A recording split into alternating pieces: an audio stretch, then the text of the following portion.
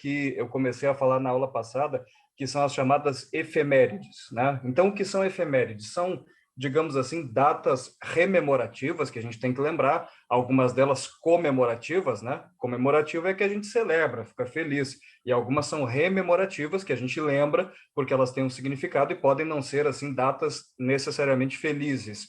Quando a gente fala de efemérides, é para o vestibular da URGS, porque a URGS gosta de cobrar esse tipo de coisa.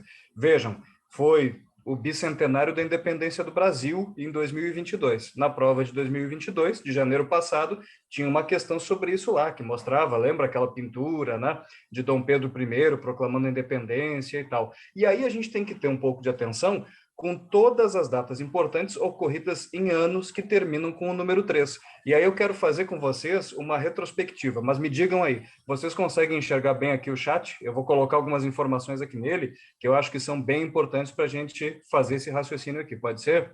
Se eu colocar no chat, vocês vêm? E aí vão anotando, né? Tenham aí lápis, papel, caneta, né, nas mãos, o que vocês quiserem ter, ou tem gente que gosta de abrir um outro documento ali, vai digitando as coisas, isso é bem importante. Gente, nós estaremos em 2023, dentro de alguns dias, né? Parece inacreditável, mas esse ano de 2022 passou realmente muito, muito rápido.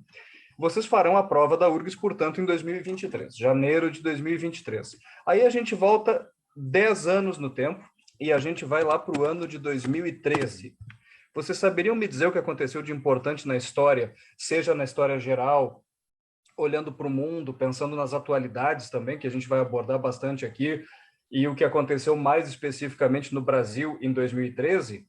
O que foi que aconteceu de importante ali? Gente, temos, assim, pelo menos duas coisas importantes para lembrarmos sobre 2013. A nível de história geral, nós tivemos a independência e, portanto, a formação de um novo país na África, que é o Sudão do Sul, certo? Sudão do Sul se separa do Sudão, isso ainda está gerando conflitos lá, o Sudão ainda não reconheceu completamente a independência dessa parte do seu território, que forma o Sudão do Sul. Vocês têm que lembrar, né? Mapinha da África, tem o Egito aqui, logo abaixo é o Sudão, na porção mais ao sul do Sudão, a gente tem esse novo país, que é o Sudão do Sul. Com o Sudão do Sul, o número de países islâmicos no mundo aumentou para 63. Então, o que é a civilização islâmica, o mundo islâmico, os países islâmicos? É um conjunto de 63 países, compreendidos principalmente entre o Oriente Médio e o norte da África, né? E outras porções da África também, beleza? Então, 2013, independência do Sudão do Sul. Em termos de história do Brasil, a gente tem os protestos no Brasil que vão parar o país. Não sei se vocês se lembram, né, disso, de alguma coisa sobre isso. Nós temos protestos no Brasil que começam até a partir de Porto Alegre. Lembrem-se que a URGS é uma prova um tanto quanto bairrista, né? E ela pode cobrar de vocês esse tipo de coisa. Olha, começou por Porto Alegre. A gurizada começa a protestar em Porto Alegre contra o aumento da passagem de ônibus, os tais 20 centavos. Esse protesto acontece imediatamente depois em São Paulo também, se espalha para outras capitais, e daqui a pouco outras pautas, né, vão sendo colocadas ali, e no final de tudo isso, o pessoal já estava pedindo até uma nova constituinte. Eu não sei se vocês vão lembrar disso, mas tem cenas de manifestantes lá no prédio do Congresso Nacional, né? Naquele prédio lá da Câmara e do Senado, que tem aquele prato para cima, aquele prato para baixo, uma foto noturna de muitos manifestantes lá. Então, esses protestos no Brasil, eles são importantes num determinado sentido, por quê? Porque eles ajudaram a desestabilizar o governo da Dilma Rousseff.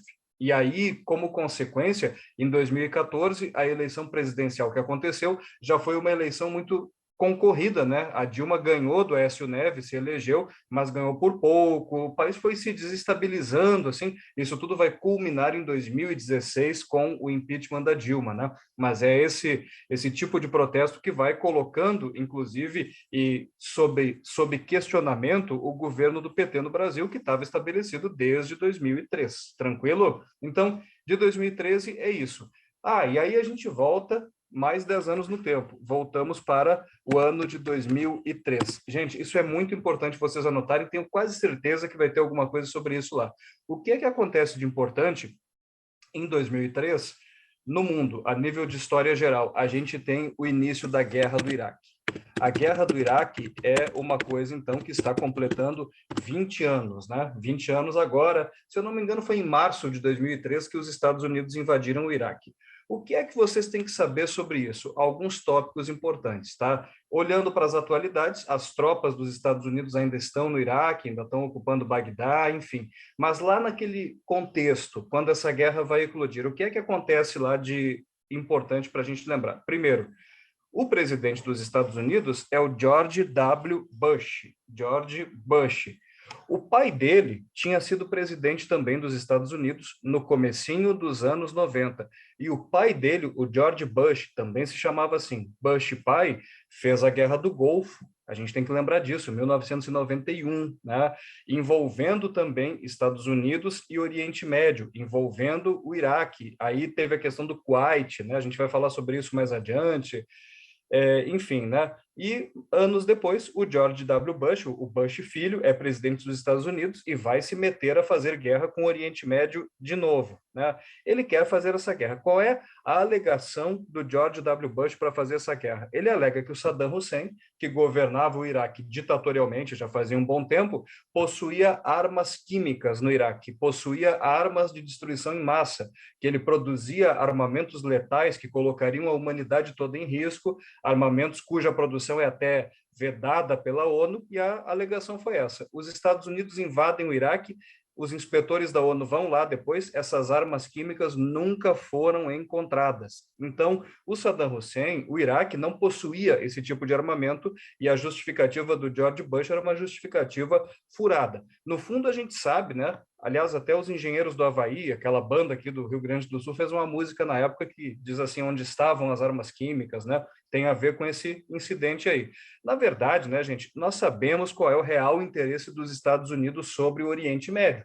Qual é o interesse dos Estados Unidos sobre o Oriente Médio? É uma coisa preta, que o nome começa com P, né? E que move a maior parte da frota automotiva no mundo, que move muito a produção. A gente está falando de petróleo, né? Quer dizer, os Estados Unidos têm um interesse no petróleo do Oriente Médio e vão intervir no Oriente Médio de tempos em tempos em função disso.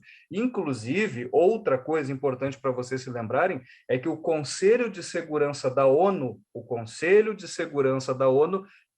desaprovou a invasão do Iraque pelos Estados Unidos. E ainda assim os Estados Unidos foram lá e invadiram contra a vontade da ONU. Isso não é pouca coisa, é a Organização das Nações Unidas. O secretário-geral da ONU na época, que se chamava Kofi Annan, declarou: essa invasão dos Estados Unidos sobre o Iraque é uma invasão ilegal, a ONU não aprovou. Só que o George Bush não invadiu sozinho.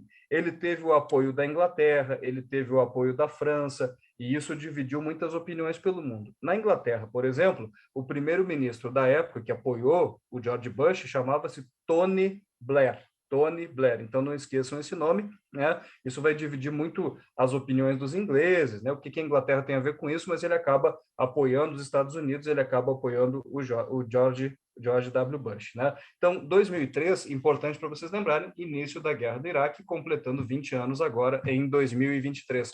Em termos de Brasil, a gente tem o início do primeiro governo Lula, né? É preciso lembrar disso também. Primeiro governo Lula. Lula se elegeu presidente do Brasil em 2002, depois de várias tentativas. Ele tinha tentado a presidência da República em 1989, depois ele tentou de novo em 94, depois ele tentou de novo em 98, foi derrotado nas três, e depois, finalmente, em 2002, o Lula venceu as eleições presidenciais e assume em 1º de janeiro de 2003. Uma coisa importante para vocês entenderem aí, para vocês lembrarem, sabe o PL, Partido Liberal do Valdemar da Costa Neto, que é o atual partido do Jair Bolsonaro? O PL estava com o Lula em 2002. O vice-presidente do Lula era um velho industrial muito rico chamado José Alencar, o mesmo nome do escritor cearense, aquele do Guarani, do romantismo indianista brasileiro, né? José Alencar, do PL, era o vice-presidente. Então, como é que o Lula chega ao poder em 2002? Porque ele faz alianças com certos setores de centro, com certos setores de direita também, né? Vai fazer um governo com políticas sociais um pouco mais avançadas do que tinha se visto nos governos anteriores, mas, de fato, não é um governo assim plenamente de esquerda, né? A gente não pode deixar de considerar isso, e exatamente por isso talvez ele chegue ao poder, certo? Então isso é 2003, tá, gente? Guerra do Iraque, primeiro governo Lula, aqui no caso do Brasil a gente tem que lembrar. Aí voltando mais 10 anos no tempo, nós vamos parar em 1993. Em 93, tem uma coisa importante para lembrar sobre a história do Brasil. História do Brasil.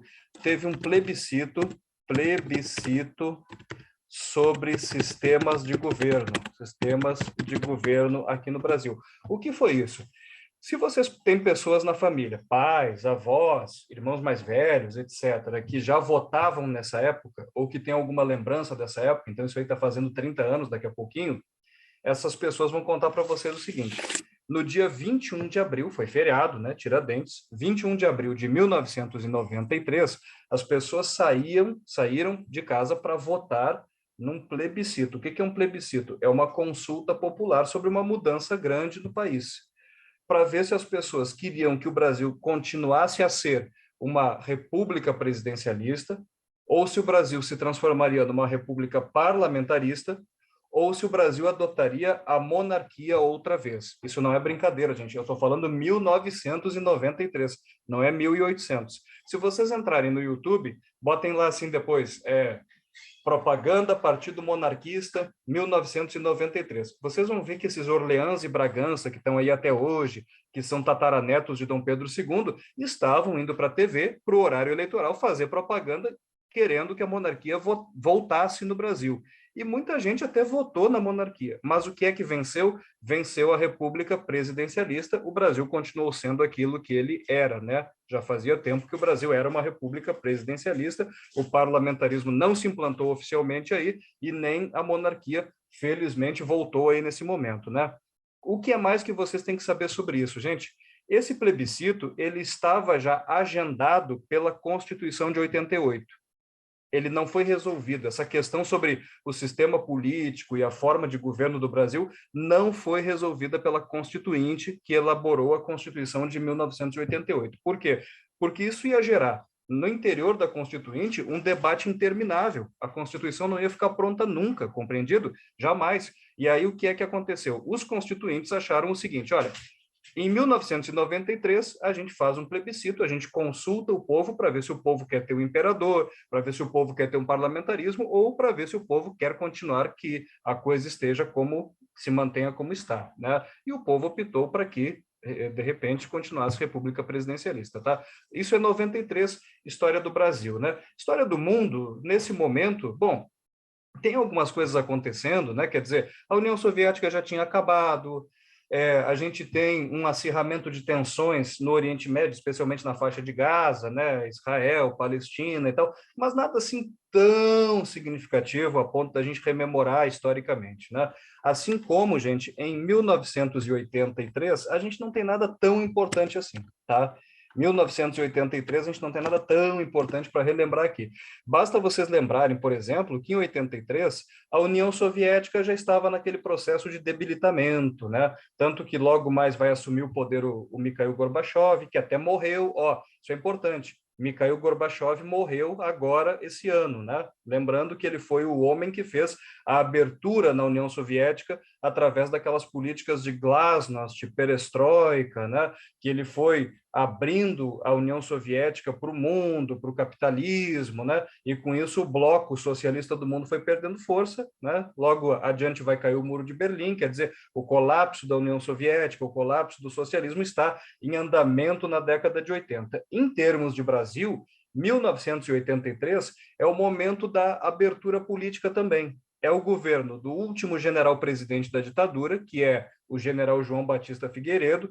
Ele está levando adiante aquela transição, aquela devolução de poder aos civis, mas em 83 não acontece nada assim tão importante. Em 82 teve eleição para governadores, né, que não acontecia há muito tempo. Em 84 teve a campanha das diretas já, mas em 83 não teve nada assim tão demarcado, tão significativo na história do Brasil. Agora, gente, voltando mais 10 anos no tempo, a gente vai voltar 100 anos aqui, tá? A gente vai até 1923. Voltando mais 10 anos no no tempo, a gente chega em 1973. E 73 tem uma coisa importante, importante assim em termos de história geral. Vai acontecer, sabe o quê? O chamado primeiro choque do petróleo. E aí, a consequência disso é que os anos dourados do capitalismo vão começar a ir para o beleléu. O período que vai de 1945, que é o finalzinho da Segunda Guerra Mundial, até aí, ó, até 73, é chamado de os anos dourados, ou os anos de ouro do capitalismo, porque foi um período em que os países avançados, industrializados, é o caso especialmente dos Estados Unidos, mas de outros países também, tiveram só crescimento, crescimento, crescimento, crescimento. A produção de bens de consumo aumentou drasticamente no mundo capitalista, a produção de automóveis, a produção de geladeira, de TV, o acesso das pessoas ao automóvel cresceu muito, não só nos países avançados, mas aqui também, né, a geração iê, da Jovem Guarda, do Erasmo Carlos, que morreu esses dias, do carro, do Cadillac, né, da geração que cheirava gasolina e tal, pois é. Mas em 73, com o primeiro choque do petróleo, a gente tem esse período de apogeu entrando em declínio. Por quê, gente? Porque o capitalismo industrial no Ocidente, ele é movido a petróleo. No momento em que falta petróleo, ou que o preço do petróleo sobe muito, o que é que vai acontecer? Impacta na economia, tanto na produção das coisas, quanto na circulação, no transporte das coisas. Como eu disse agora há pouco, o transporte de quase tudo no mundo é feito ainda majoritariamente usando o petróleo como fonte energética, quer dizer, os hidrocarbonetos, né, como recurso energético. Por que aconteceu esse choque do petróleo? Porque houve uma crise também ligada ao Oriente Médio, tem um ayatolá no Irã, né, que resolve comprar uma briga com o Ocidente, isso depois a gente pode detalhar, mas é importante vocês saberem que isso aqui vai ocasionar um impacto econômico muito grande no mundo capitalista ocidental, nos Estados Unidos especialmente, mas isso vai causar impactos aqui no Brasil também. É nesse momento que o tal milagre econômico que a ditadura fingia que estava fazendo vai começar a ser questionado, vai começar a ser contestado, quer dizer, o custo de vida sobe, né? A vida se encarece à medida que o petróleo fique mais caro. Depois, gente, mais tarde, em 79, vai acontecer um segundo choque do petróleo, mais drástico ainda. É interessante lembrar, né? Quem gosta de carros aí? Vocês curtem carro? Conhecem alguma coisa de carro? Se a gente olha, por exemplo, aqui para a indústria automobilística do Brasil nos anos 70 a gente tinha aqueles carros enormes, assim, aqueles carros da Dodge, Opala, Ford Maverick, Ford Galaxy, né, Landau, eram uns carros assim com motor V8, com motor enorme e que bebiam muita gasolina, que faziam assim uma média de 2 quilômetros, 3 quilômetros, 4 quilômetros apenas com 1 litro de combustível. Por quê? Porque até 73 aí a gasolina era relativamente barata. Né? Aí acontece o choque do petróleo, a gasolina se encarece, e vocês vão ver que nos anos 80, no Brasil, o que é que começa a predominar, gente? Esses carros enormes, com motor grande, V8, começam a ser suprimidos, né? E a gente começa a ter nos anos 80 o quê? O ninho quadrado surgindo. O Gol, lançado em 1980, entendeu? Os carros pequenos, de motor menor, começam a predominar. Mais tarde, né, já nos anos 90, vai virar a febre do motor 1.0. A gente começa a ter motores menores, mais eficientes e que fazem uma média maior, né, de quilômetros rodados por litro de combustível. Tem tudo a ver com isso aqui, tem toda uma relação com isso aqui que a gente está vendo, né? Os anos 70 e a crise do petróleo colocam fim naquela era daqueles carros enormes, né, daquelas banheironas muito grandes, aí a gente tem que pensar. Gente, 1963, voltando mais um pouco aqui no tempo, se eu não me engano, o Kennedy é assassinado aí, certo? A gente pode até ver, vamos ver. Assassinato do John Kennedy, que era presidente dos Estados Unidos. Deixa eu dar uma pesquisada aqui para dizer para vocês com a certeza absoluta, né? Assassinato do John Kennedy, se eu não me engano, foi em 63. Vamos ver aqui, ou 62. Não, ó, 22 de novembro de 63. É uma cena horrível, né? O Kennedy está num carro aberto, assim, com a esposa, né? E leva aquele tiro de rifle na cabeça, chega a saltar os miolos para fora. Vocês já viram aquela cena? Está no banco de trás com a esposa, assim. Então, 63, assassinato do John Kennedy. A gente tem que lembrar. Então, vamos colocar isso aqui, né? Assassinato do John Kennedy em Dallas. Isso não é pouca coisa, né? Isso é o presidente dos Estados Unidos, né? Isso não é pouca coisa. E a nível de Brasil, sabe o que acontece em 63, gente? O plebiscito, em janeiro de 63, um outro plebiscito do presidente João Goulart, que tem a ver com a questão do presidencialismo de novo. Presidencialismo. Aí aqui a gente precisa adentrar uma coisa que até fez parte da prova de 2022. A gente vai olhar daqui a pouco essas questões, né? Que é a política brasileira nos anos 50, nos anos 60, que era uma política muito tensa. A iminência de golpe militar estava presente, no mínimo, desde o suicídio do Getúlio Vargas em 54, né? Isso é importante a gente lembrar aqui. Bom, lembrando o seguinte, em 1961, lembrem-se disso, tá? O presidente da República no Brasil era o senhor Jânio Quadros. Ele se elegeu, um cara estranho, populista, de direita, fez umas coisas muito estranhas, fez um governo esquisito, mas o fato é que ele renunciou à presidência do Brasil depois de poucos meses de mandato, né? Em agosto de 61, 25 de agosto, o Jânio Quadros renuncia, alegando forças ocultas que estariam derrubando ele da presidência, aquela coisa toda. Pois é. E o vice-presidente do Brasil é o João Goulart, o Jango, que é o herdeiro político do Getúlio Vargas, que tinha se matado em 54, só que o Jango, ele é mal visto pela direita brasileira, ele é mal visto pelos setores empresariais, ele é mal visto pelos latifundiários. Por quê? Porque ele tinha sido ministro do Trabalho do Getúlio nos anos 50 e propôs a duplicação do salário mínimo. Vamos dar um aumento de 100%, o dobro, né, do salário mínimo e tal. Aquilo gerou uma crise, né, em 53, então ele acabou caindo do ministério, mas ele ficou sendo uma pessoa muito simpática para os trabalhadores. E ele era vice-presidente da República. Lembrando que, nessa época, o presidente e o vice eram eleitos em chapas separadas. Então, o Jânio Quadros se elegeu, mas ele fazia parte de uma corrente política mais à direita. O Jango se elegeu vice-presidente, mas numa corrente, digamos assim, um pouco mais à esquerda, né? E o presidente e o vice podiam ter até ideologias diferentes, porque vinham de chapas diferentes. Hoje em dia, não. Vocês viram? Lula, Alckmin, né? Quer dizer, a eleição presidencial tem que ser feita com chapa única, né? Cada partido, cada coligação tem que apresentar uma única chapa ali, né? Bom, isso foi um mecanismo até para coibir a ameaça do golpismo. Daqui a pouco o presidente e o vice são de chapas diferentes, o vice tem uma ideologia ao contrário da do presidente, ele articula um golpe, ele dá um golpe, então por isso que se unificou presidente e vice na mesma chapa. Isso não funcionou muito bem na prática. Haja vista o quê? 2016, o Temer, né, articulando já junto com o PMDB, o impeachment da Dilma Rousseff, e ele era o vice-presidente, né? Então, essa coisa também não deu muito certo aqui. Mas vamos lembrar. Então, em 61, quando o Jânio Quadros renuncia, o Jango é o vice-presidente da República, mas ele é mal visto pela direita, por setores empresariais, aristocracia rural. Ele é visto até como comunista. Comunista, ele é visto assim, né? Inclusive, no momento, no dia em que o Jânio renuncia, onde é que está o Jango? Em viagem oficial para a China comunista do Mao Tse-tung, porque o Jânio mandou ele para lá. Talvez o Jânio tenha feito isso de caso pensado. Eu vou renunciar, o Jango já é visto como comunista, bem nesse dia ele vai estar na China, e aí não vão querer que ele assuma, porque vão associá-lo de vez com o comunismo. E aí, uma parte dos militares brasileiros, do alto comando aí das Forças Armadas do Brasil, quis impugnar a posse do João Goulart, né?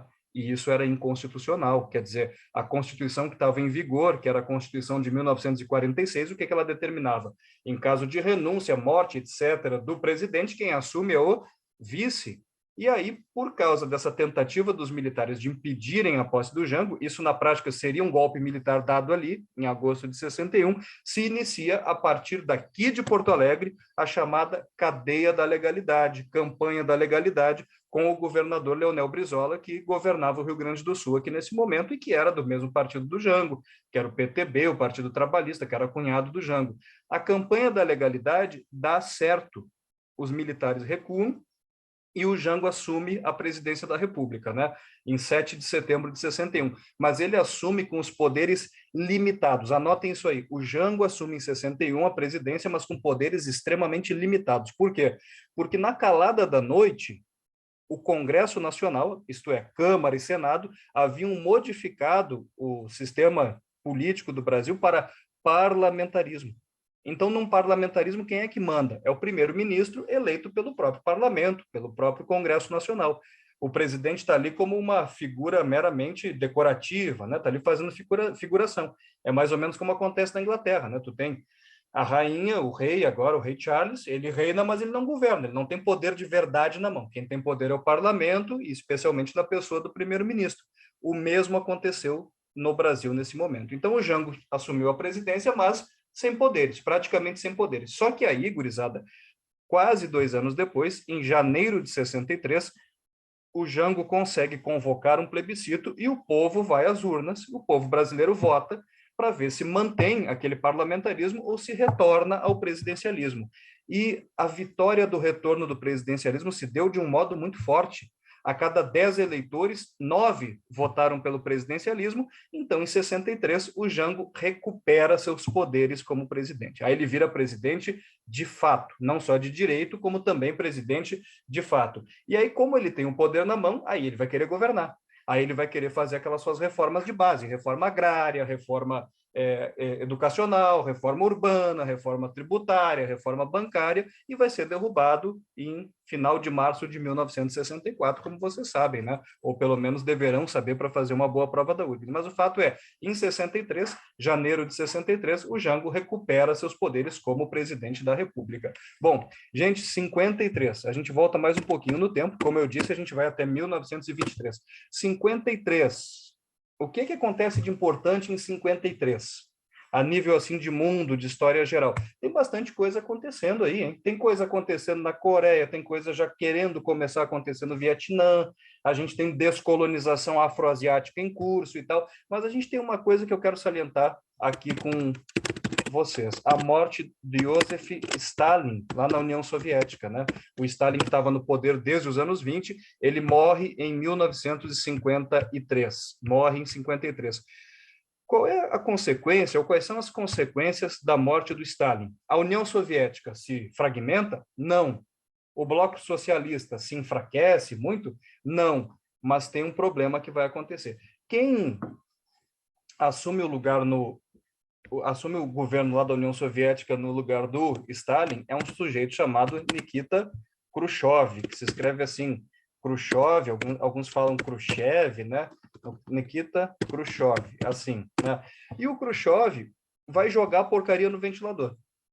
Ele vai divulgar, ele vai revelar, ele vai fazer um relatório, como se fosse assim um baita de um dossiê, revelando os crimes do Stalin, os crimes que o Stalin cometeu nos anos, nas décadas em que ele permaneceu no poder, né? Crime de botar as pessoas no gulag, de perseguir opositores, a própria morte do Trotsky, né? O Trotsky está no México e é assassinado a mando do Stalin, né? Enfim, todos os crimes do Stalin vão aparecer. Qual é a consequência disso? É que os partidos comunistas pelo mundo afora vão começar a rachar, vão começar a ter divergência. Isso vai acontecer aqui no Brasil também. Né? O que é que vai acontecer no Brasil? Nós tínhamos o PCB, Partido Comunista Brasileiro, que havia sido fundado em 1922, então o PCB tem 100 anos aqui no Brasil, e no final dos anos 50, início dos anos 60, ele racha. Como assim ele racha? Os mais velhos, lideranças históricas, né, como Luiz Carlos Prestes, por exemplo, vão permanecer fiéis à União Soviética, seguindo a linha que já seguiam. Mas vai ter uma ala mais jovem do Partido Comunista que vai querer seguir uma orientação pró-chinesa, da China do Mao Tse-tung. E aí esse pessoal vai sair fora do PCB e vai fundar o PCdoB. Vocês nunca se perguntaram por que no Brasil tem 2 partidos comunistas? Tem o PCB, que está aí até hoje, e nós temos o PCdoB, da Manuela Dávila, lá, né, desse pessoal todo. Por que tem 2?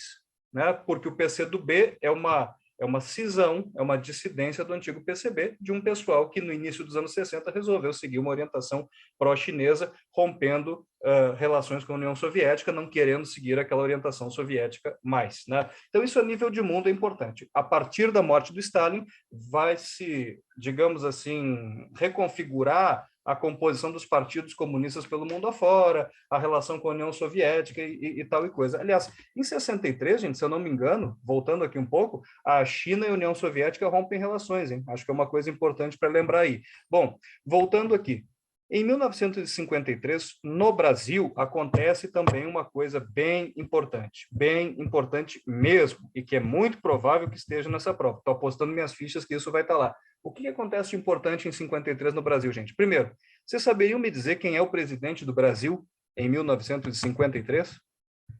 Quem é o presidente do Brasil? 53.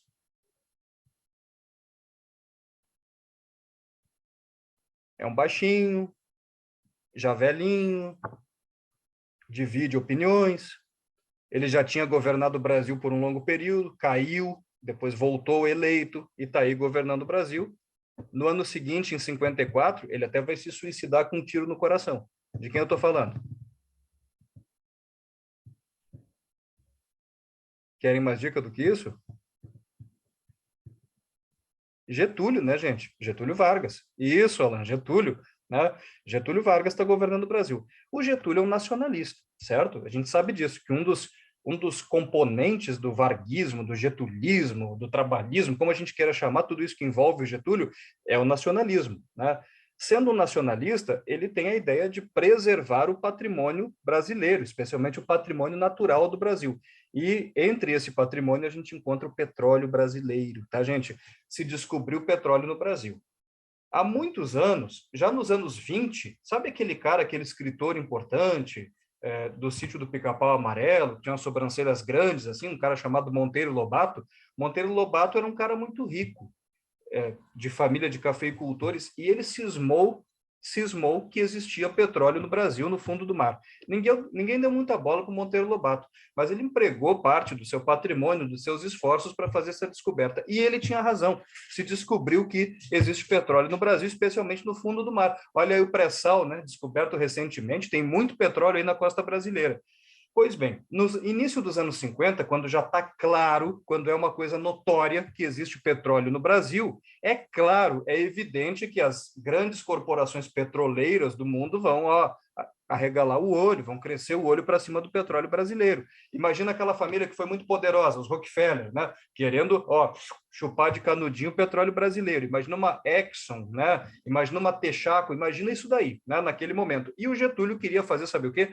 Nacionalizar o petróleo. Somente o Estado brasileiro terá permissão para prospectar, isso é procurar petróleo, em segundo lugar, extrair petróleo, em terceiro lugar, refinar petróleo, em terceiro lugar, distribuir os derivados de petróleo, é monopólio estatal. Só que o Getúlio precisava de um imenso apoio popular para fazer isso. Então, o governo dele cria uma campanha que vai ganhar o país, especialmente os movimentos estudantis, a UNE, né? União Nacional dos Estudantes, na época, vai aderir, vários sindicatos vão aderir, a campanha chamada O Petróleo é Nosso, quer dizer, o petróleo brasileiro é brasileiro. Essa campanha é muito sucedida, bem sucedida, o Getúlio tem apoio popular, e aí, como consequência, ele acaba criando a nossa empresa de petróleo no Brasil, que é uma das maiores empresas brasileiras e que é a nossa maior estatal até hoje, embora metade dela tenha sido privatizada mais tarde, nos anos 90, no governo Fernando Henrique Cardoso. Eu estou falando de qual empresa? Eu estou falando da nossa Petrobras, né? Que está sempre no olho do furacão, de escândalo de corrupção e de não sei o que. A Petrobras está sempre envolvida, porque é muita grana. Vocês já imaginaram, gente? O Estado brasileiro hoje ainda detém 51% dela, do capital dela, das ações dela, né? Mas outros 49% pertencem a acionistas, a maioria estrangeiros, Estados Unidos estão lá e recebendo seus lucros e dividendos em dólar. E por isso a gente está pagando a gasolina cara desse jeito aí, o diesel está caro desse jeito. Novamente, a problemática do petróleo aparece aqui. Mas o fato é esse, tá, gurizada? O Getúlio, ele faz essa campanha, o petróleo é nosso, ganha as ruas, ganha o coração do povo brasileiro, desperta um nacionalismo nas pessoas, e a Petrobras é criada e vai manter até os anos 90 um monopólio sobre o petróleo no Brasil. Voltando a uma coisa que eu tinha falado antes também, que nesse ano de 53 é bem importante, né? O João Goulart, é ministro do Trabalho do Getúlio, né? Ministro do Trabalho do Getúlio. E ele propõe dobrar o salário mínimo. E isso vai indignar os setores empresariais no Brasil e que vão contar com o apoio das Forças Armadas. Sabe o que vai acontecer? Um chamado Manifesto dos Coronéis. Manifesto dos Coronéis. Olha só que coisa, né? coronéis do Exército vão fazer um manifesto contra o Jango, exigindo que o Getúlio demita ele do ministério e dizendo que é um absurdo querer dobrar o salário mínimo, que isso é coisa de comunista e que isso iria causar muita subversão no país, que as centrais sindicais iam se empoderar muito, achando que teriam poder para manipular o governo e uma série de coisas assim, que já mostravam naquele momento a instabilidade do poder no Brasil. Gente, anos 50, anos 60, a ameaça do golpe militar esteve sempre rondando, né? Tentaram várias vezes fazer isso. Então, uma questão da prova de 2022, que eu vou mostrar daqui a pouco para vocês, fala exatamente sobre isso.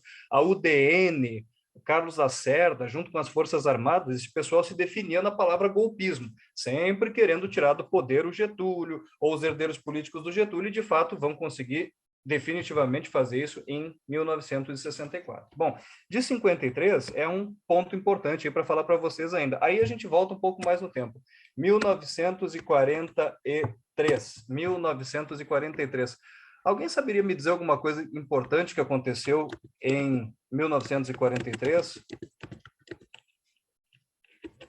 Alguém saberia me dizer alguma coisa importante? Nada de importante? Na verdade, não tem nada tão importante assim, né? A gente tem algumas, digamos... Não, Constituição não, Alan. A Constituição brasileira é de 46, né? Ela veio um pouco depois. Em 1943, nós tivemos no Brasil... Tu tem razão no teu raciocínio, tá? A gente tem a consolidação das leis do trabalho no Brasil, mais conhecida como CLT. São as leis trabalhistas que o Getúlio vinha criando desde 1930, 31, que vão agora virar uma espécie de compêndio, né? Por que é uma consolidação? As leis já estavam existindo, mas elas estavam espalhadas, né, em vários códigos e etc. Agora a gente vai ter um livro, digamos, das leis trabalhistas no Brasil, a CLT. Hoje em dia, quando se fala, né, reforma trabalhista, e aí os sindicatos dizem, poxa, querem revogar a CLT, acabar com as leis trabalhistas. Pois é em 43 que a CLT está aí aparecendo para o povo brasileiro com um pouco mais de clareza, certo? Ela não chega a ser assim um código do trabalho, como um instrumento jurídico, mas ela é um compêndio, né? Ela é um apanhado das leis trabalhistas do Brasil que o Getúlio, nesse momento, está lançando. Lembrando, a consolidação, ela não traz muitas leis novas, ela só unifica no mesmo texto legal coisas que o Getúlio já estava criando há mais tempo, salário mínimo, por exemplo, direito a férias, direito à aposentadoria, coisas que não existiam na legislação brasileira antes do Getúlio chegar ao poder. E em 43, vocês têm que lembrar também, em termos de história do mundo, né, que a Segunda Guerra está correndo. A Segunda Guerra está correndo na Europa, sim, mas ela é uma guerra mundial. Ela está correndo na Europa, ela está correndo no norte da África, ela está correndo no Pacífico também, né? Em 41 tinha acontecido o ataque japonês a Pearl Harbor, né? A base aérea dos Estados Unidos e naval no Havaí, né? E tudo mais.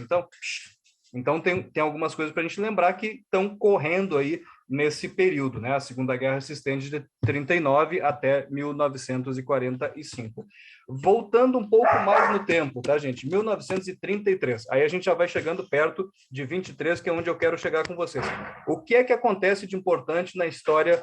A história do Brasil, a Era Vargas está correndo, não acontece nada tão importante no Brasil em 33, a ponto da gente ter que lembrar, porque a Constituição getulista, a primeira delas é em 34, a Revolução de São Paulo, né, constitucionalista, é em 32, né, a chegada do Getúlio ao poder é em 30. Não, 33 não acontece nada assim tão relevante a nível de Brasil, embora o Getúlio esteja ali se fixando no poder, etc. Agora, a nível de mundo, acontece uma coisa bem importante. O que acontece em 33 de importante, assim, na história geral, que a gente não pode perder de vista, gente?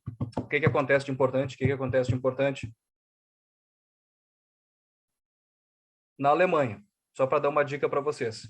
Está acontecendo uma coisa importante na Alemanha em 33. O que está acontecendo?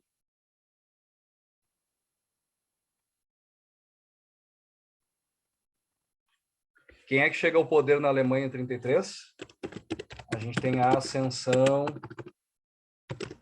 Isso, Maria, ascensão de Adolf Hitler, né? A ascensão de Adolf Hitler ao poder, né? Pergunta para vocês. Hitler tomou o poder num golpe de Estado?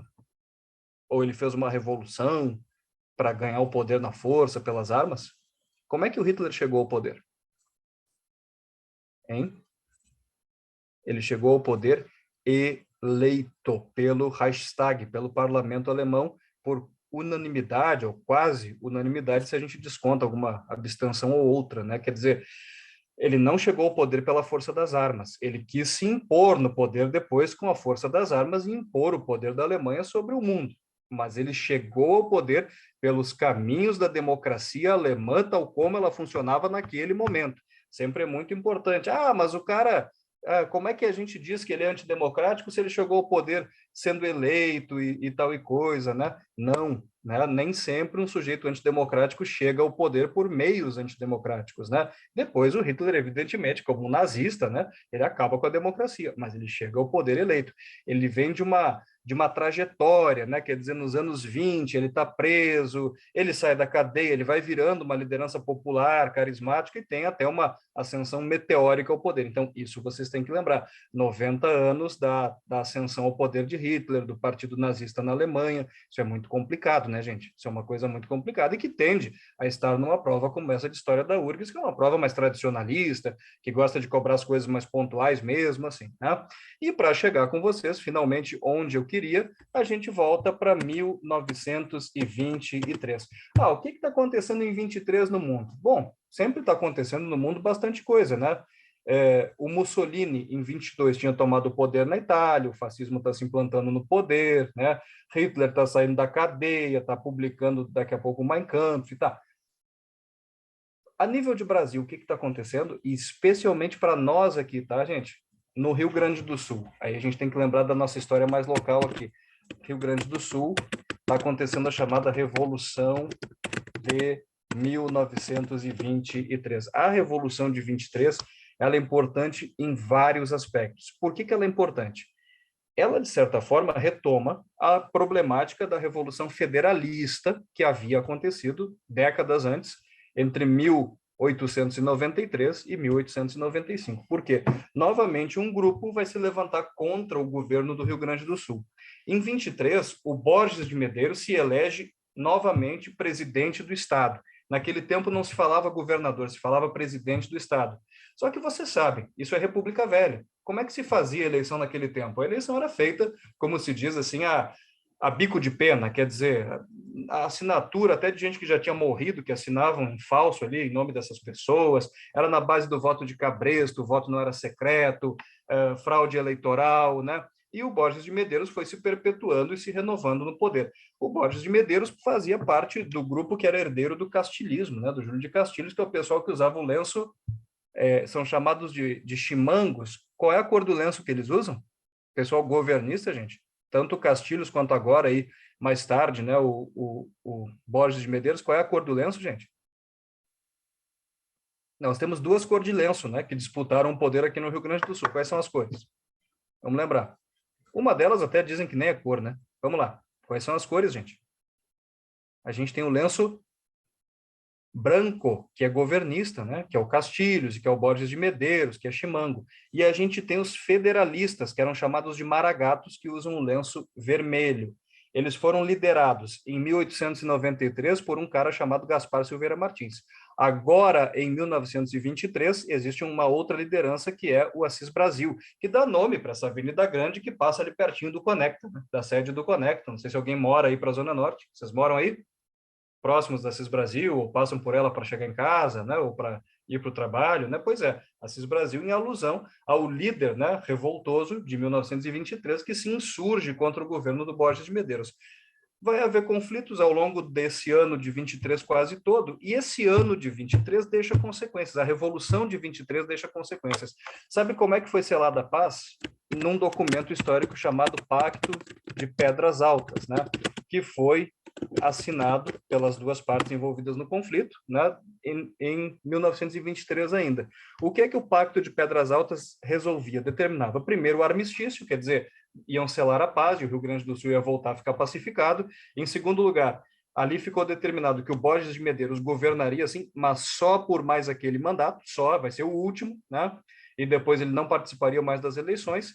E aí, vocês sabem quem é que costurou esse acordo? Era um jovem promotor de justiça na época, chamado Getúlio Dornelles Vargas. Então, é em 23, é com o Pacto de Pedras Altas, é negociando a paz com os dois lados, que começa a aparecer a figura política do Getúlio, um Getúlio ainda jovem, né? Começa a aparecer o Getúlio como um cara politicamente antenado, como um cara perspicaz, como um cara que tem futuro na política. Tanto é verdade que, na eleição seguinte, para o governo aqui do Rio Grande do Sul, em 1928, adivinha quem se elege? Governador do Rio Grande do Sul, ou presidente, como se dizia naquele tempo, o próprio Getúlio. Ele se torna uma figura politicamente assim notabilizada, né? Porque faz costura o acordo de paz entre os revoltosos ali e o governo em 1923. Olha, gente, 100 anos, né? 100 anos, aí 10 décadas de revisão. Tudo ok para vocês por enquanto? Beleza? Acho que é importante, né? Vão anotando essas coisas aí, são as tais efemérides, né, que a URGS gosta de cobrar. Agora, na segunda parte da nossa aula aqui, eu quero retomar com vocês. Obrigado, gente. Gente, se vocês têm alguma dúvida, é claro que eu não expliquei pormenorizadamente tudo, absolutamente tudo isso que está aí. O que a gente fez foi uma espécie assim de roteiro de coisas que vocês não devem esquecer, coisas que vocês devem lembrar como as chamadas efemérides que a URGS aprecia, né? Que a URGS gosta de cobrar. Gente, uma dica que eu sempre dou, tá? Olha só, a tal da compensação, né? Em compensação, vocês sabem que vocês vivem num... Vou sim, Alan. A gente vai... Claro, claro, claro. A segunda parte da aula agora, né? Depois dessa minha fala aqui, eu vou projetar a prova de 2022 para vocês e a gente vai resolver questões, tá? Maravilha? Vamos fazer. O negócio aqui para nós, ó, é prática mesmo, porque vocês têm que pegar a coisa, né? Entender como é que a questão da URG está estruturada, já que é uma prova bem diferente da prova do Enem, e como eu disse na semana passada, tinha pouca gente aí, mas eu disse e repito para quem está aqui hoje. Gente, primeiro, participem das aulas, aqui a gente vai praticar. Segundo, a URGS é um vestibular fácil, é um vestibular fácil, não só porque cobra as coisas de um jeito mais pontual, a gente tem que lembrar daquilo ali para poder fazer a questão, não precisa fazer todo aquele malabarismo cerebral que o Enem exige, de interpretar, e nas entrelinhas pode ter mil coisas escondidas. Não, a URGS não faz exatamente isso. A URGS é preto no branco, tchaca na buchaca. É isso por tal razão e não é aquilo ali por tal outra razão, e acabou, e deu, e beleza, maravilha, tchau e bênção, né? E o próprio modo como a questão se estrutura, né? Daqui a pouco tem uma alternativa que está errada ali, tu já risca aquilo, tu já chega na certa, riscando um erro qualquer, né? Da questão. A gente já vai ver como é que cai. Mas a tal da compensação que eu queria falar para vocês, gente, é no sentido de, olha só, vocês fazem parte de uma geração que vive num mundo, num país, numa cidade com uma densidade demográfica maior do que os pais ou os avós de vocês viveram, na idade de vocês, quando tinham a idade de vocês. Obviamente, isso implica no objetivo de vocês de entrar na URGS. Então, se tu vai olhar, pô, a densidade hoje, né, para um vestibular qualquer é muito maior do que a densidade de 10, 15, 20, 30, 40, 50 anos atrás. Quem quer fazer medicina, quem quer fazer cursos mais concorridos, né, enfrenta uma densidade muito alta. Mas qual é a compensação, né?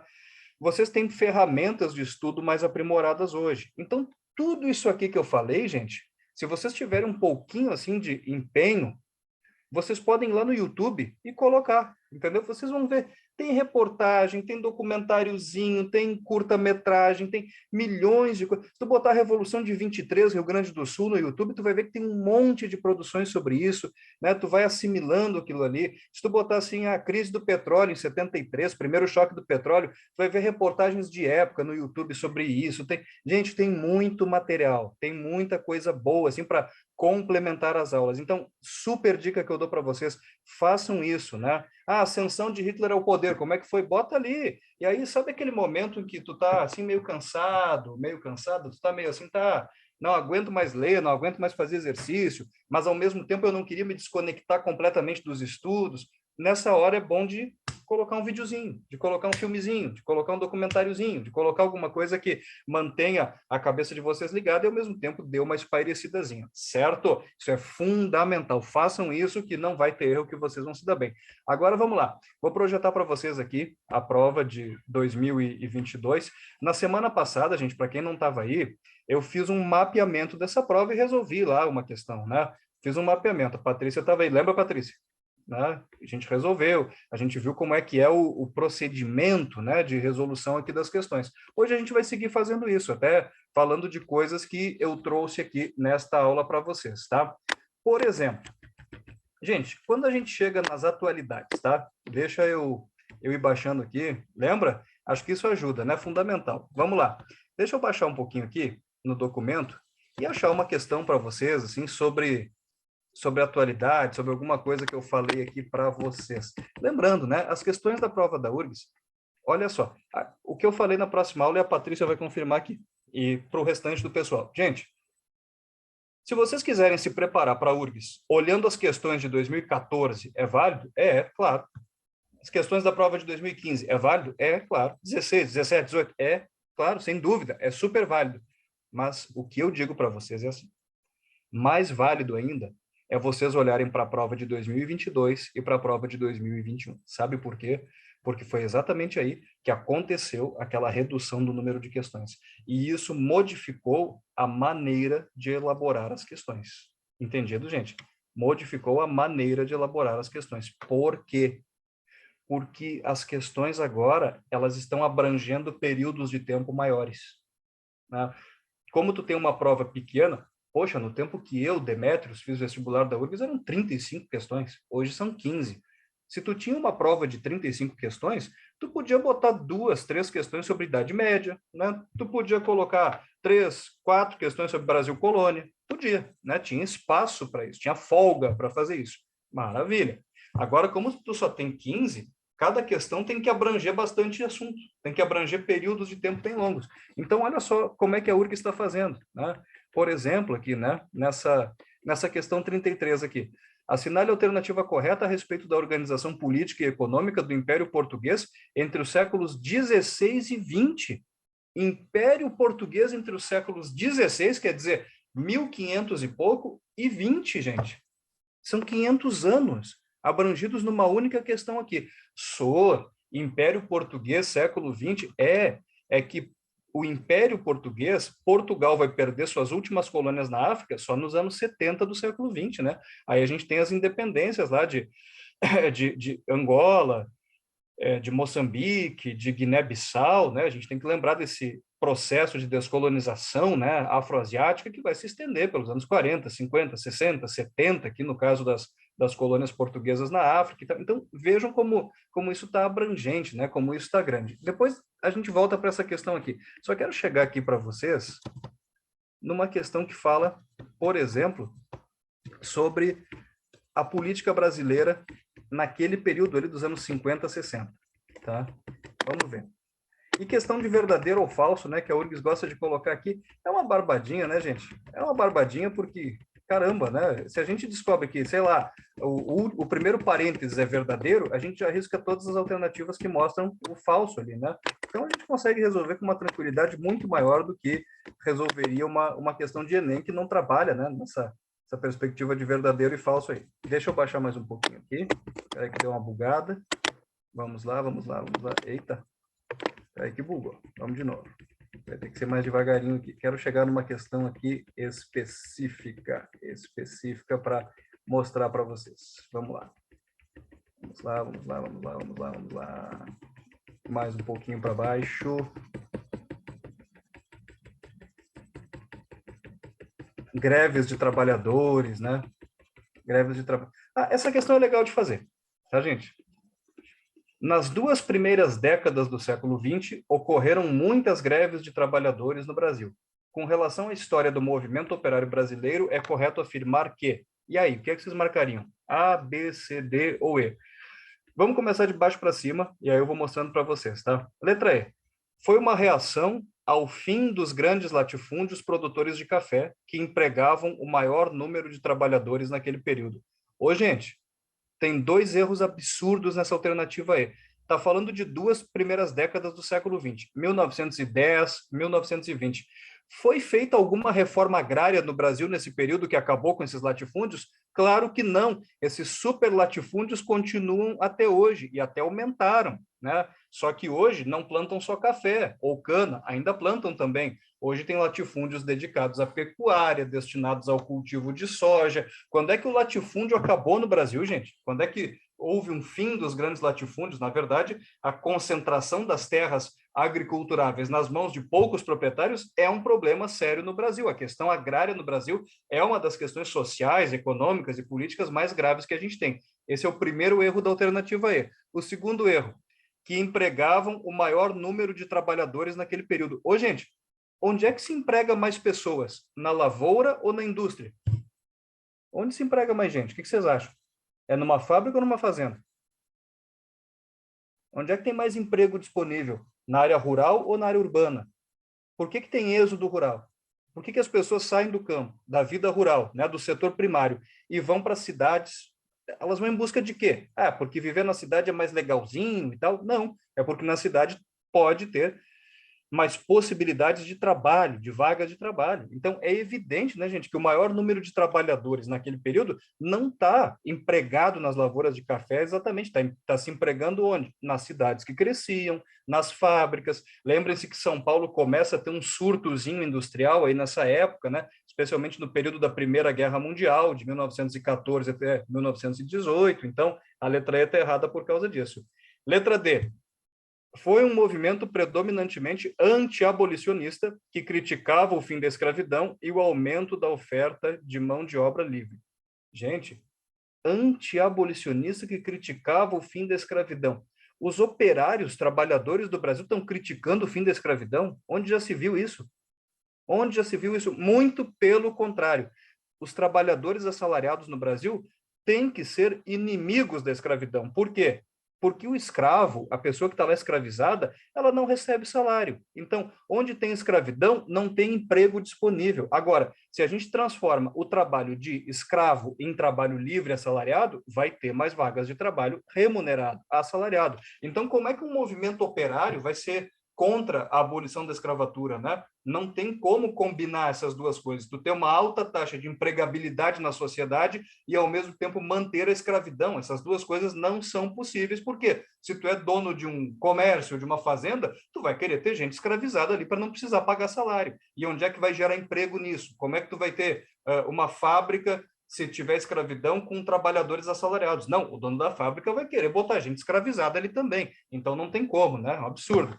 Letra C. Foi uma resposta à política do café com leite que privilegiava o setor agrícola e ocasionou a desindustrialização do país. Mais ou menos, a gente tem que ir com calma. A política do café com leite é o que acontecia na República Velha, nesse período daquela alternância de presidentes, né? Tinha um presidente oriundo de São Paulo, ele acabava o mandato, era sucedido por um presidente oriundo de Minas Gerais, que acabava o mandato e era substituído por um de São Paulo, e assim ia. Mas não necessariamente privilegiou o setor agrícola só, até sim, mas houve certas políticas de incentivo também à industrialização no Brasil. Isso é uma coisa importante, né? E não ocasionou a desindustrialização. Ao contrário, gurizada, digo para vocês, ó, o café no mercado mundial nessa época está com o preço em baixa, porque existe superprodução, existe tudo isso. É evidente que o Brasil vai se industrializar, por quê? Porque muitos cafeicultores vão deixar de investir apenas no café e vão empregar parte dos seus capitais na criação de indústria. É por isso, por que razão a industrialização do Brasil acontece prioritariamente por São Paulo, porque é ali que estava o café, é ali que está o dono da fazenda de café, o barão do café, o empresário do café, é ali que está esse sujeito que vai pegar a renda do café e vai investir em outra coisa, entendido? Então não houve desindustrialização, ao contrário, as duas primeiras décadas do século XX no Brasil são um momento de surto industrial, especialmente em São Paulo, né? Claro que não é um surto comparado com o de Chicago, nos Estados Unidos, não é um surto comparado com o de Manchester, na Inglaterra, na época da Revolução Industrial, mas para os nossos padrões é um surtozinho. B, foi organizado a partir de sindicatos patronais que pressionavam o governo republicano por subsídios para a indústria nacional. Não, a gente está falando de greves de trabalhadores. E a letra B está falando de quê? Sindicatos patronais. Gente, trabalhadores e patrões têm interesses em comum ou têm interesses conflitantes? Vocês nunca marcariam isso, né? Como é que um movimento operário foi organizado pelos patrões? Ele foi organizado contra os patrões, contra as más condições de trabalho, contra as baixas taxas de salário, contra tudo isso, contra as classes patronais, né? É evidente que a letra B não tem nenhuma razão de ser. E aí nos resta, por eliminação, por muito boas razões, a alternativa A. Foi relevante o papel de imigrantes europeus, sobretudo italianos, que trouxeram ideais anarquistas e socialistas para o país. Sim, nós tivemos greves no Brasil nesse período, a principal delas, a greve geral de 1917, que parou as maiores cidades do país, parou São Paulo, começou por lá, parou o Rio de Janeiro, veio a Curitiba, veio a Porto Alegre, Belo Horizonte, parou o país, né? E esses trabalhadores operários, sim, eles eram de origem italiana. Os imigrantes italianos que chegavam no meio do século XIX, eles iam trabalhar na lavoura de café, lá no interior de São Paulo, no Vale do Paraíba e tal. Mas os imigrantes italianos que chegavam já no final do século XIX e já no início do século XX no Brasil, eles já não iam para a lavoura, eles iam trabalhar nessas indústrias que estavam surgindo em São Paulo, porque muitos já traziam a experiência de operários lá na Itália, né? Já sabiam trabalhar em fábrica, então os empregadores até achavam isso bom, mas esses caras traziam também uma leitura que o trabalhador ex-escravizado do Brasil não tinha, né? De ideais anarquistas, socialistas e tudo mais. Vocês já ouviram falar numa escritora brasileira chamada Zélia Gattai? Gattai, Zélia Gattai. Nunca ouviram falar dela? Nunca, jamais? Mas eu sei que vocês já ouviram falar num escritor chamado Jorge Amado, né? Olha o Jorge Amado, famosíssimo, né? Capitães de Areia, Gabriela Cravo e Canela. Vocês já ouviram falar no Jorge Amado, né, gente? Pelo amor de Deus. Sim ou não? Do romance regionalista. Ela era esposa dele, né? Jorge Amado, casado com a Zélia Gattai. Ele era baiano, mas ela era de São Paulo. Ela era descendente de imigrantes italianos anarquistas. Então, tem um livro dela, que a Rede Globo até fez uma série sobre esse livro, muitos anos atrás, chamado Anarquistas, Graças a Deus. E ali ela conta a história de lutas da família dela, do pai, do avô, que eram trabalhadores, assalariados, anarquistas, né? E que lutaram exatamente nesse período aqui, que a questão está nos trazendo, por boas condições de trabalho. Gente, tranquilo até aqui? Tranquilito no mas? Nenhuma dúvida sobre isso? Não? No Brasil, o anarquismo chegou primeiro, tá, gente? Primeiro tem as ideias anarquistas, as greves feitas a partir de ideias anarquistas e tudo mais, e é só mais tarde, em 1922, né, como eu disse, que o Partido Comunista vai se formar. Vamos fazer mais uma aqui, e depois que a gente fizer essa, eu já posso dar por encerrado, que a gente já está avançando bastante aqui, a gente já está fazendo muita coisa boa. Deixa eu ver aqui. Ó, a questão que eu quero mesmo fazer com vocês, essa daqui, a 43, tá? Assinale com V verdadeiro ou F falso as afirmações abaixo com relação à atuação dos militares na política brasileira a partir da segunda metade do século XX. Olha só, a questão fala a partir da segunda metade do século XX e a questão está centralizada mais nos anos 60, 50, 60, né? 50, 60. E está trazendo para nós alguma coisa aqui, né? Vamos começar de baixo para cima de novo, que eu acho que é sempre uma boa ordem. O golpe de 1964 suscitou um movimento de resistência nas Forças Armadas, conhecido como Campanha da Legalidade, articulado pelo então governador Leonel Brizola. Isso é verdadeiro ou falso? Essa última aqui. O golpe de 64 suscitou... Isso é verdadeiro ou falso? O que vocês acham?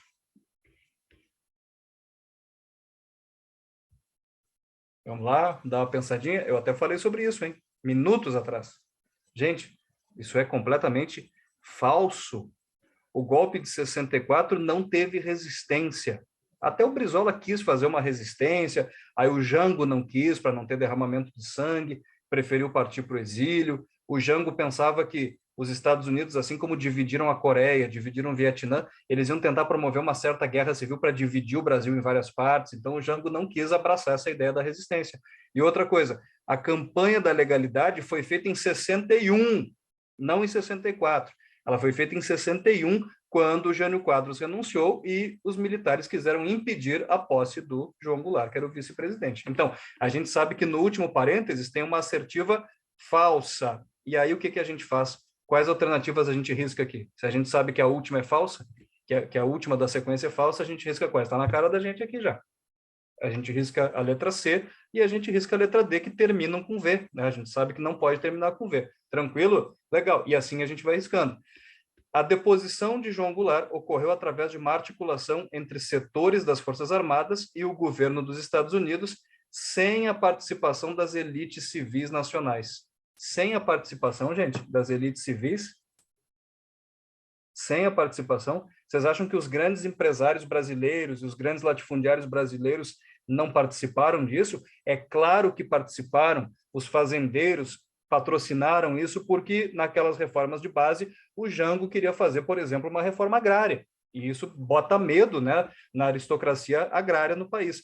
Outra coisa importante, a Comissão da Verdade, que foi montada em 2012, revelou que vários militares foram subornados pela Fiesp, que é a Federação das Indústrias de São Paulo, a burguesia paulista, os donos de fábrica em São Paulo, né? Para quê? Justamente para traírem o Jango. Então a gente sabe que essa daqui é falsa. Então a gente sabe que o nosso final é FF. A gente precisa olhar mais alguma, gente?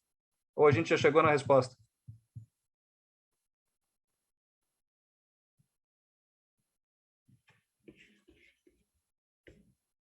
A gente já chegou na resposta, né, Maria?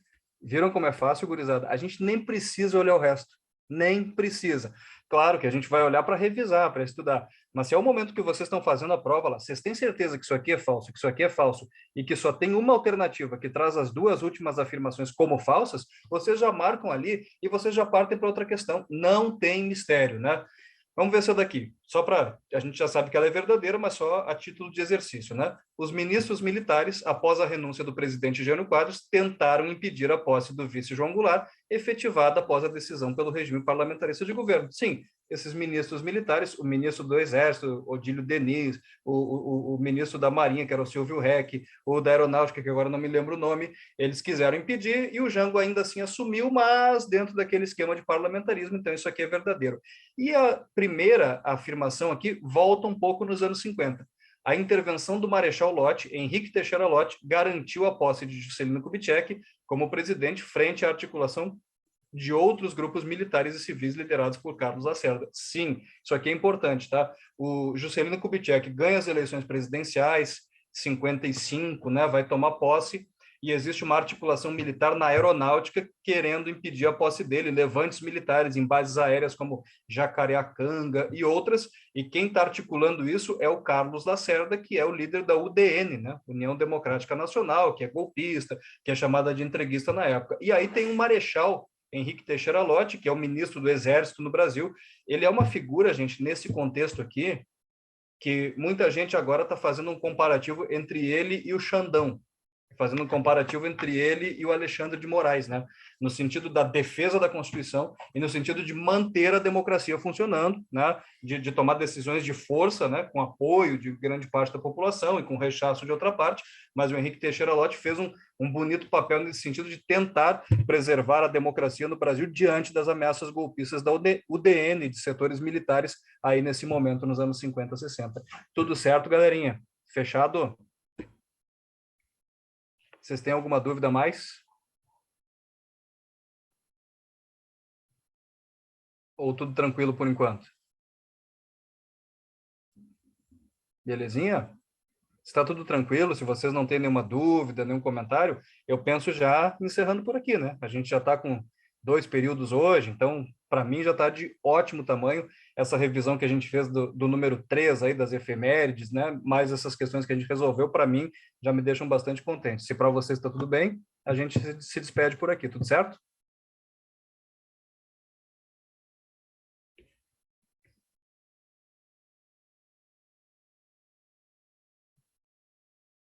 Então tá, gente. Beleza, então. Vão descansar. Um bom descanso para vocês. Bom trabalho para quem trabalha amanhã. Boas aulas no restante da semana. E terça-feira a gente se vê de novo, tá bom? Valeu. Tchau, tchau. Boa noite.